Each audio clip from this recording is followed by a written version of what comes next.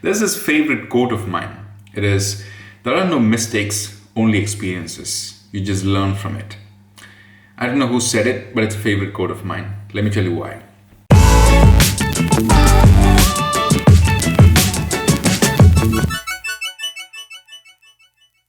Hey guys, welcome to another episode. This is Mani Karthik here. So today I'm going to share with you some of my really bad mistakes that I've done in the past.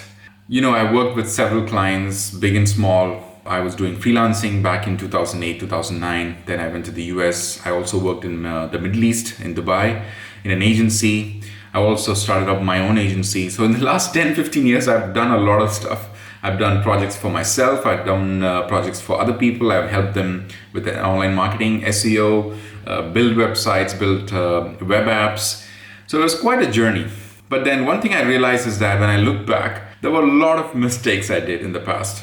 Sometimes you do one thing now, and then the next year you realize that what you did was a mistake. So it's a constant learning. You just evolve yourself every day. So what I wanted to share with you guys is 5 mistakes that I've done in the past, and I think many people still do repeat this. So I wanted to share those with you in the hope that you won't do it in your blogging journey. Number 1 is not choosing a good domain name. I can't stress this enough, but a lot of people make this mistake even today. When I say a good domain name, it doesn't mean myfloralboutique4u.com. That is not a good domain. Let me tell you what are the things you should look into when you choose a good domain. Number 1, it has to be short. As short as possible. Of course, when it gets shorter and shorter, it gets more expensive. Like for example, 3-letter domain names are super expensive.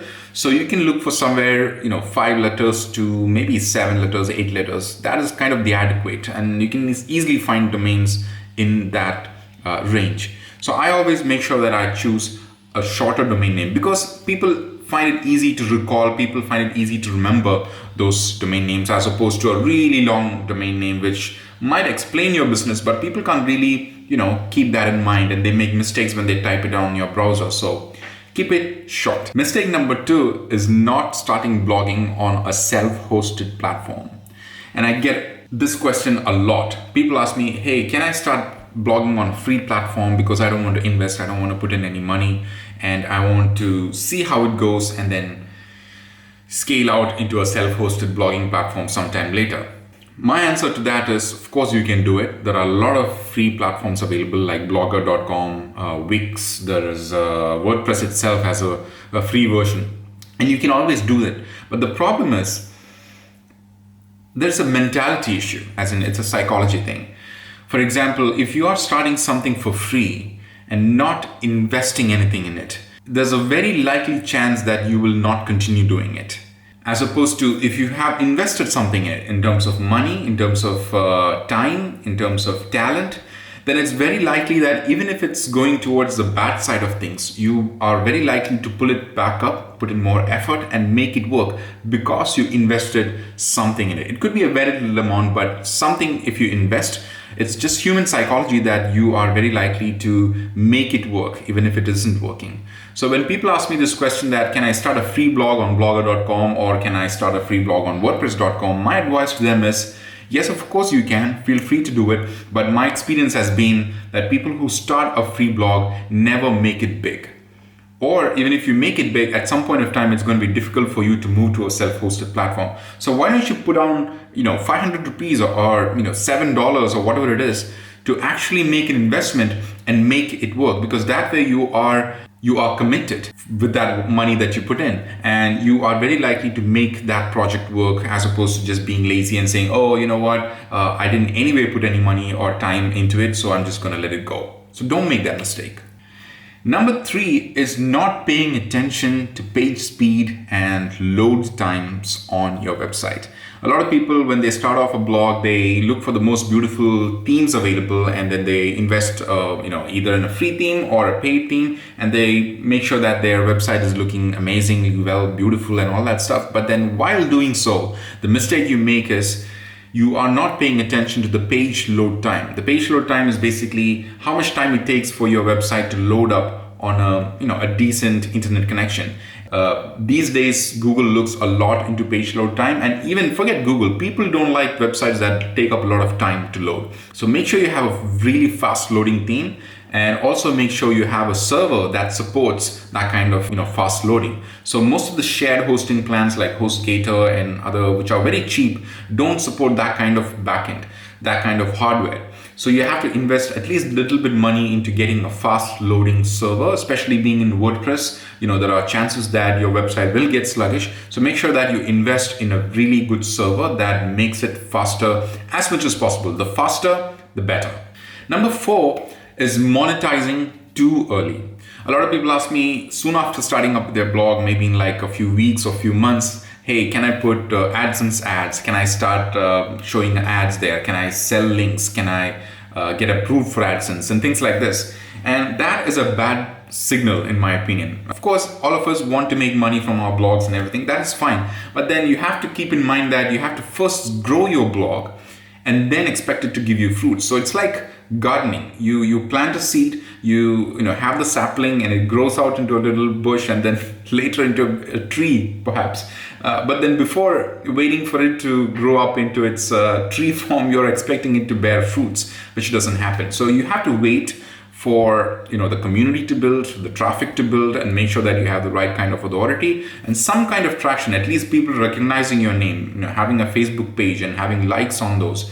Instead, if you just start monetizing from day one, just putting in ads and a lot of ads and making the most of the clicks out of it, it doesn't work. It will die a early death. So don't make that mistake. Make sure that you invest in the time and make sure that you grow your blog first, grow the audience, grow the traffic, and then you start thinking about monetizing. Because once you think about monetizing, it's going to be a pain. So don't think about monetizing as much as possible in the initial days or weeks or months. Focus on the growth part itself. And number 5, this is a mistake that I've been doing pretty recently even, is not focusing on community. So I've been having a lot of blogs for myself, daily SEO blog and projects for other people that I've been working on. And most of the time what happens is we focus only on building the blog itself, as in getting traffic for the blog.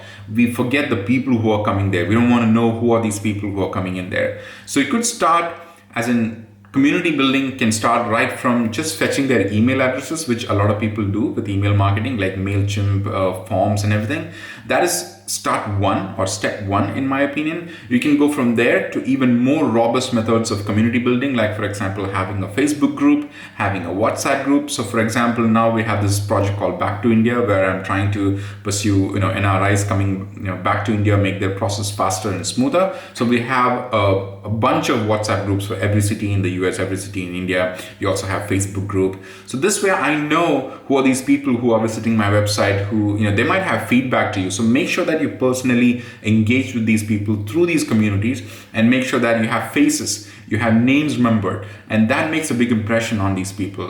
You don't want to be just there putting your name on the blog, putting your picture on the blog, and not willing to look at other people's photos or profiles. You also have to give them a chance to engage with you. So not just in comments, not just in anonymous emails. Make sure that you reach out to people through these groups and communities, and make sure you grow these communities and reach out to them and engage with them. They'll all help you grow. It could be constructive feedback, it could be negative feedback, it could be positive feedback. Whatever it is, people are the decision makers. They are intelligent, and you have to tap into their talent and use them to grow your blog and your business. All right, guys, so there you have it. 5 of my most repeated mistakes that I've done in the past, dealing with my own projects as well as helping other people grow online. I hope you don't repeat these mistakes. I know it's very easy to ignore these smaller details when you're focused on something very big, like for example, building traffic to your blog or generating money and income. So what happens is after a period of time, it will be too late for you to realize or fix these mistakes. Like for example, if you don't choose a good domain name, once you build traffic, it becomes very difficult for you to change the domain name. So make sure you pick a good domain name initially itself before you actually build that big traffic. So I hope that video was useful. If you have any comments and questions, please let me know in comments. This is Mani Karthik signing off.